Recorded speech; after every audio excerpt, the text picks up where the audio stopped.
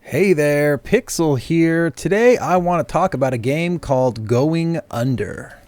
This game is launching on September 24 of 2020 to PS4, Xbox One, Nintendo Switch, Steam, probably your microwave. It's coming out on everything. Well, maybe not your microwave, but it's coming out on all major consoles all at the same time.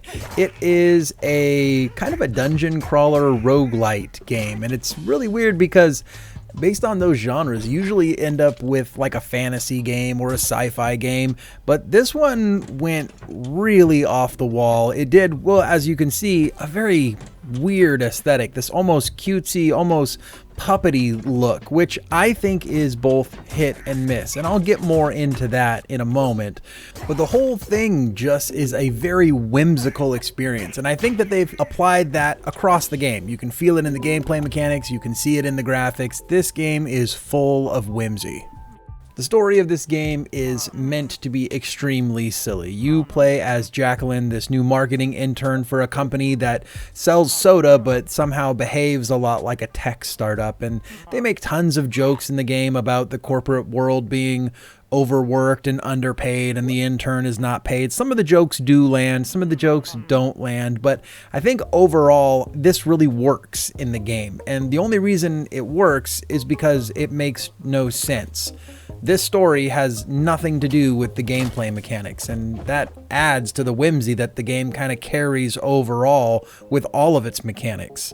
A great example of this is when you first start up the game, the story kicks off and your boss immediately tells you, hey, you're the new marketing intern, go kill some goblins. And Jacqueline's like, what the hell? I kill goblins? But then she just does it like an intern kind of would.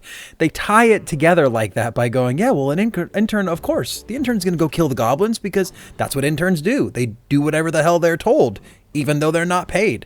And that whole idea is kind of funny. You know, the way they deliver the jokes, yes, again, hit or miss, but it does tie itself together by being completely disassociated from anything to do with the mechanics of the game. It's weird that it works. It works because it doesn't.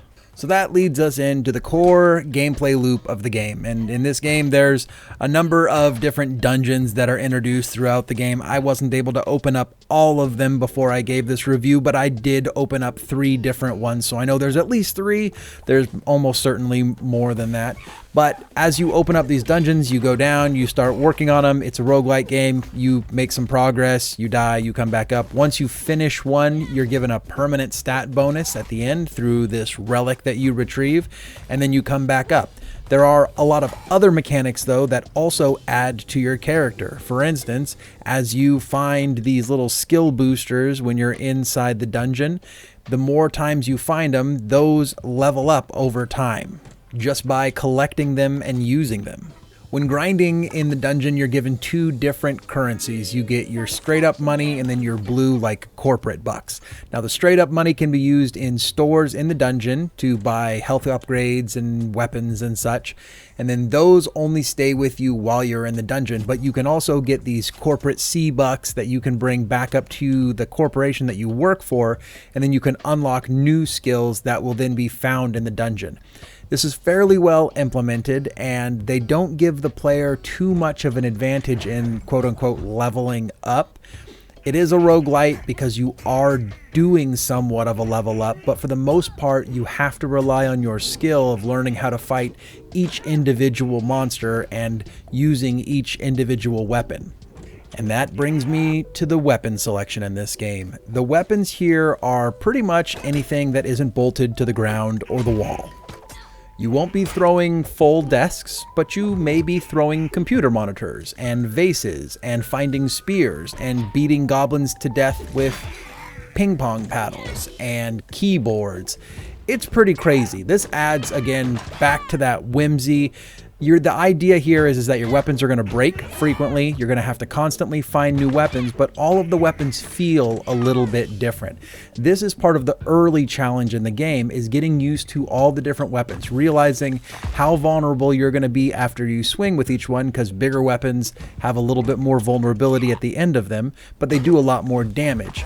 and which ones can be thrown better, because in this game you can throw weapons as well and then pick them back up. There's also a number of ranged weapons, like I found staplers, which you can shoot staples out of a stapler. This game's pretty nuts, and the weapon selection is pretty vast, and it's expected that the player is going to get used to all of these weapons. There are a few special rooms while you're navigating the dungeons as well. There's like this vampire guy that he curses you when you agree to his pact, but if you take the curse, you get a selection of 3 different items, and you get to select all 3 of them for accepting that curse. This is something that I found to be a really good trade-off. A lot of times these mechanics, I find them to be a bad bet. It's almost always a good bet. The curses aren't too horrible, though they are different, like you'll get exploding enemies, or perhaps you won't be able to pick items up anymore, something to that effect. But then you may get 3 really awesome items out of the deal. Pretty cool room. You also have store rooms where you can spend your cash, as I previously mentioned, but there's also these job rooms where you walk into the room and it's kind of like a challenge room where you don't have to fight anything if you don't want to, but if you do accept the challenge, it'll spawn enemies that are a little tougher than normal, but if you beat them, then you'll get a special item at the end of that fight. The basic layout of every dungeon, though, is to have 3 different floors, and at the end of each floor you have to fight a challenging fight, but then once you get through the 3rd floor, you will enter the 4th floor with just a boss, and you'll have to fight that boss until you kill it. Then you've completed that dungeon and you can move on to the next one. That doesn't necessarily mean that you're only going to be able to do one dungeon at a time, though, because the 2nd dungeon opened before the first one was even completed for me. So they do give you an out if you're getting bored with the dungeon that you're working on. You can work on another one as well at the same time. Very important when fighting all of these monsters that the combat is great, because that's really what's going to drive a roguelite or a roguelike game. Here I can say the combat is mostly hit, a little bit of miss, at least for me. So they did make the combat exactly what this game asked for. It's a little bit over the top, it's a little bit whimsical. Obviously you're throwing everything that you can find at the enemies, but this leads to a gameplay style that's a little bit looser than I would like. I want to be able to more perfectly determine exactly how far my weapon's going to go, exactly how long I'm going to have before I can get hit, how far does my roll allow me to be invulnerable. And here, things just get so crazy in the combat, and oftentimes I found that the camera would be swiveled around and enemies would hit you from behind that you didn't even know were attacking you.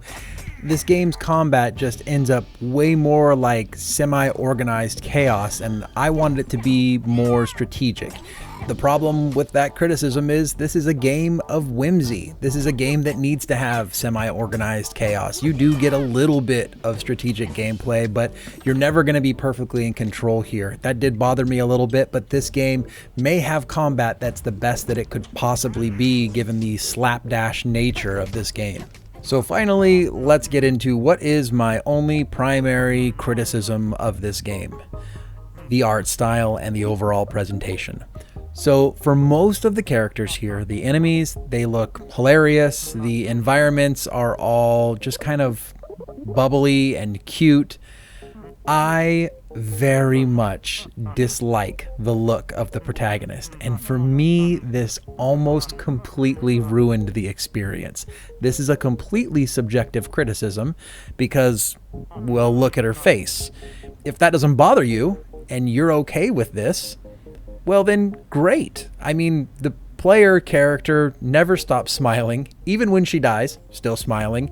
She smiles so much that if you look inside her head, her brain also smiling.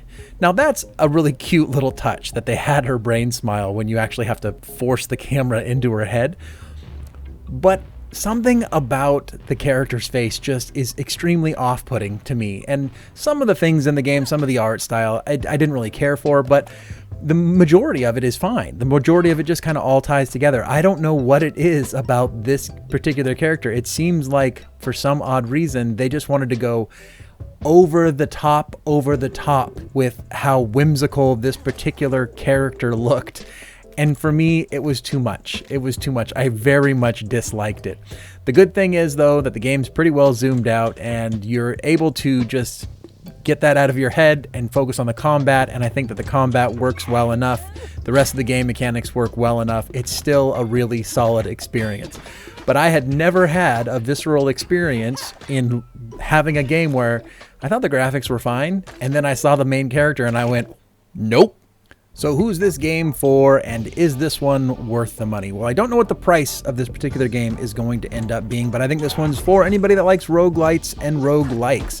This one definitely is a lower tier than the top tier of roguelikes. So if you haven't played Rogue Legacy, Slay the Spire, games like that, games that are Dead Cells, games that are like very well-known roguelikes, play those ones first. If you've played those and you look at this game and go, yeah, I can get down with that graphical style, well, then this one actually has good mechanics in it as well, and it'll probably be a pretty fun game for you. I'm giving Going Under 82 pixels out of 100. If you liked this video, then like this video, and if you haven't subscribed to the channel, then take a look at my other videos, and if you like those, then consider subscribing. Until next time, this has been Pixel.